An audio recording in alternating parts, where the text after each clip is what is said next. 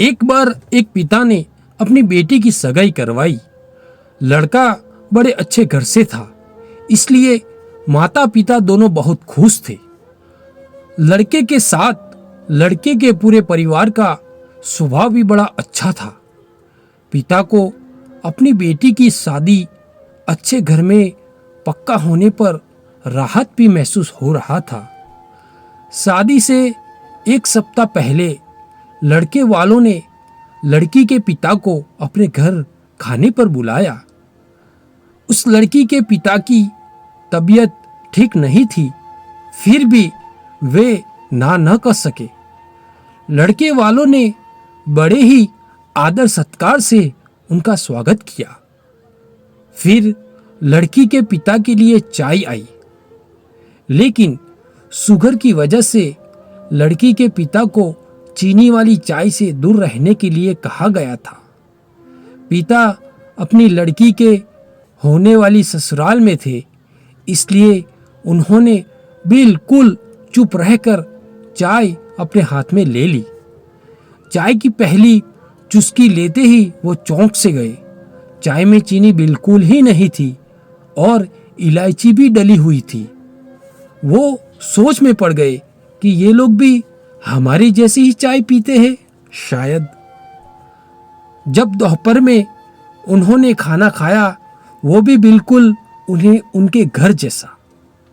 उसके बाद दोपहर में आराम करने के लिए 2 तकिए, पतली चादर मौजूद थे। उठते ही उन्हें नींबू पानी का शरबत दिया गया।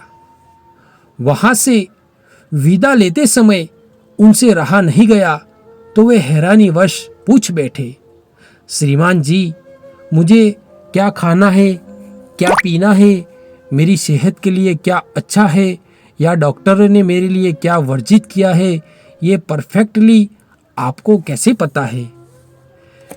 पिता की पूरी बात सुनने के बाद बेटी की सास ने धीरे से कहा कि कल रात को ही आपकी बेटी का फोन आ गया था और उसने बेहद विनम्रता से कहा था कि मेरे पापा स्वभाव से बड़े सरल हैं, बोलेंगे कुछ नहीं, लेकिन प्लीज अगर हो सके तो आप उनका ध्यान रखिएगा।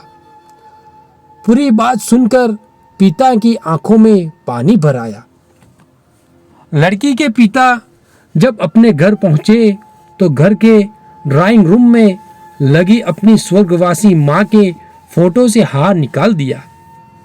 जब पत्नी ने उनसे पूछा कि ये क्या कर रहे हो, तो लड़की के पिता बोले, मेरा आजीवन ध्यान रखने वाली मेरी मां इस घर से कहीं नहीं गई है, बल्कि वो तो मेरी बेटी के रूप में इस घर में ही रहती है। और फिर पिता की आंखों से आंसू छलक गए और वो फफक कर रो पड़ी। साथ में माँ भी रोने लगी।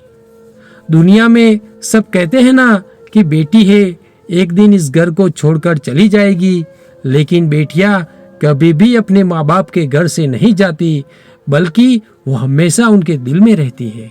दोस्तों, ये छोटी सी और अच्छी सी कहानी आपको पसंद आई हो तो मेरे चैनल को सब्सक्राइब करो, लाइक करो और शेयर करो।